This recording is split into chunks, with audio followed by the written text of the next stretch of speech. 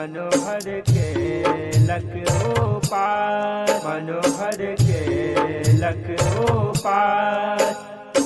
सब पावने तिनके छठि में, आहा पूरे बेवा आय, आहा पूरे बेवा आय।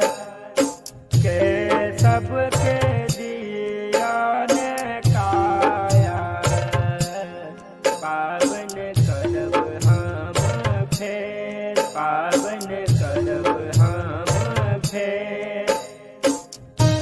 ओ दीनानाथ आहा उगलौं सबेर, आहा उगलौं सबेर।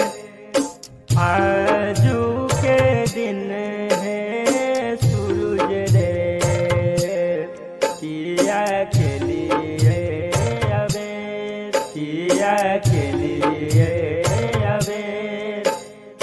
सब दिन सुनू है यो दीनानाथ, आहा